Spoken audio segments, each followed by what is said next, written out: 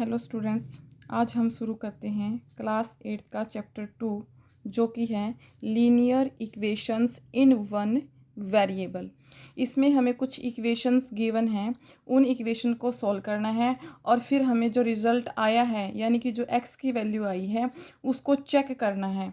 Check करने का मतलब है एक बार उसे लेफ्ट हैंड साइड में पुट करके देखेंगे और दोबारा फिर उसको राइट हैंड साइड इक्वेशन में पुट करके देखेंगे। अगर इक्वेशंस यानी कि वैल्यू सेम आती है तो दोनों साइड इक्वल हो जाएंगी, यानी कि हमारा आंसर जो आया है वो सही है। जैसे कि इसका फर्स्ट क्वेश्चन है 3x is equal to 2x plus 18। इस इक्वेशन में ये हमारी लेफ्ट हैंड साइड है, ये हमारी राइट हैंड साइड है। इस इक्वेशन को सोल्व करने के लिए पहले हम वो टर्म जिनके अंदर वेरिएबल है उनको एक साइड कर लेते हैं। जैसे 3x है और 2x, तो 3x इसी साइड है और जब 2x को इस साइड लेके आएंगे यानी कि लेफ्ट हैंड साइड जब हम लेके आएंगे तो वो माइनस का हो जाएगा इज इक्वल टू 18। 3x में से 2x माइनस करेंगे, x बचेगा इज इक्वल टू 18। तो हमारी x की वैल्यू आई इसमें 18। फिर हम रिजल्ट चेक करेंगे यानी कि एक बार इस x की वैल्यू को लेफ्ट हैंड साइड पुट करेंगे। 3x is equal to 3 multiply 18, तो लेफ्ट हैंड साइड आई हमारी 54। इसी तरह से इसी x की वैल्यू को हम इस राइट हैंड साइड वाली इक्वेशन में पुट करेंगे। राइट हैंड साइड इक्वेशन है 2x प्लस 18, 2 इंटू एक्स की वैल्यू 18 प्लस 18, 18 टू ज़ा 36 प्लस 18 इज इक्वल टू 54। जब हमने इसको लेफ्ट हैंड साइड इक्वेशन में पुट किया तब भी हमारा आंसर 54 आया। जब हमने इसको राइट हैंड साइड इक्वेशन में पुट किया तब भी 54 आया। इसका मतलब हमारी जो एक्स की वैल्यू आई है वो बिल्कुल सही है। इसके बाद है हमारा इसका question number 2। 5t minus 3 is equal to 3t minus 5। इसमें भी हम क्या करेंगे, ऐसी टर्म्स जिनके अंदर वेरिएबल हैं उनको हम एक साइड कर लेंगे। जैसे ये 5t है, जब 3t को इज इक्वल टू से इस साइड लेके आएंगे तो वो माइनस का हो जाएगा। जब भी हम इक्वेशन को सोल्व करते हैं तो इसी तरह से करते हैं। लेफ्ट हैंड साइड की कोई वैल्यू अगर उस साइड जाती है और वहाँ यहाँ पे माइनस की है तो उस साइड जाके प्लस हो जाती है, उस साइड से प्लस की इस साइड आती है तो वो यहाँ आके माइनस की हो जाती है। इसमें क्या है 5t है, ये प्लस का 3t है, इस साइड लेके आएंगे तो माइनस का 3t हो जाएगा इज इक्वल टू -5। ये माइनस का 3 इज इक्वल टू से उस साइड लेके जाएंगे तो ये +3 हो जाएगा। 5t minus 3t 2t is equal to minus का 5 प्लस का 3 -2 बचेगा। t की वैल्यू निकलेगी इज इक्वल टू -2। ये 2 यहाँ मल्टीप्लाई में था, इज इक्वल टू से उस साइड लेके जाएंगे तो डिवाइड में हो जाएगा। 2 से 2 कैंसिल -1, यानी इसमें हमारी t की वैल्यू आई -1। अब हम अपना रिजल्ट चेक करेंगे। लेफ्ट हैंड साइड इक्वेशन में t की वैल्यू -1 पुट करेंगे। 5 की मल्टीप्लाई -1 से करी -3, तो ये आया -5 -3 और आंसर आया -8।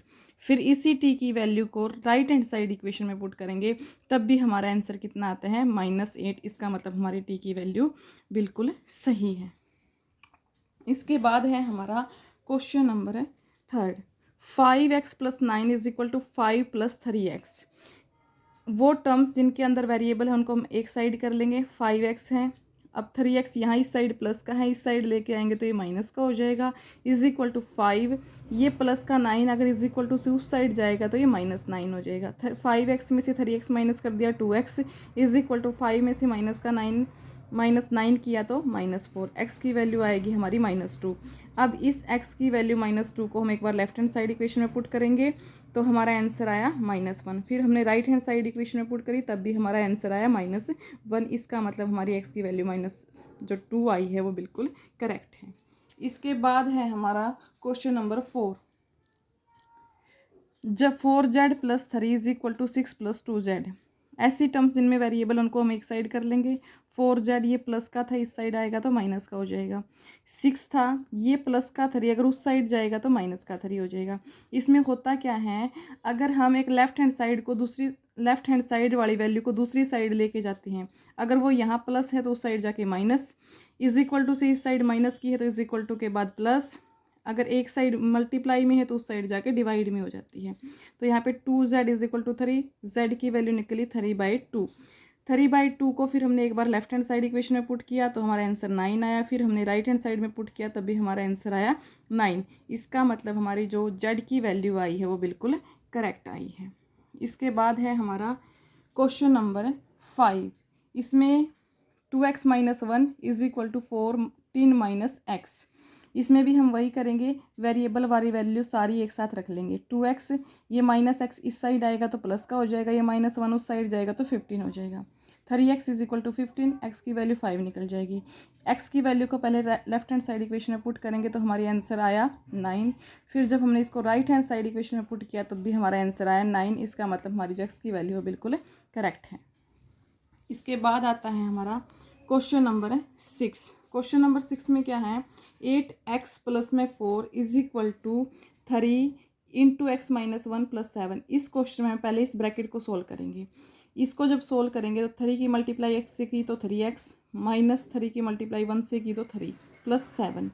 फिर 8x + 4 = 3x, -3 + 7 करेंगे तो आएगा +4। फिर वही वैल्यू फिर वैसा ही करेंगे जैसे पीछे किया था। वेरिएबल वाली वैल्यू एक साइड कर लेंगे सारी, 8x, ये माइनस प्लस का 3x था इस साइड आएगा तो माइनस का 3x = ये 4 था, इस दूसरी साइड लेके जाएंगे तो ये माइनस का 4 हो जाएगा। तो इस क्वेश्चन में हमारी x की वैल्यू आती है 0। फिर इस 0 को हम एक बार लेफ्ट हैंड साइड इक्वेशन में पुट करेंगे, दूसरी बार इसको राइट हैंड साइड में पुट करेंगे। दोनों को पुट करने से हमारा आंसर आता है 4, यानी कि हमारी left hand side = right hand side, यानी कि x की वैल्यू 0 जो हमारी आई है वो बिल्कुल क्या है, करेक्ट है। Thanks for watching.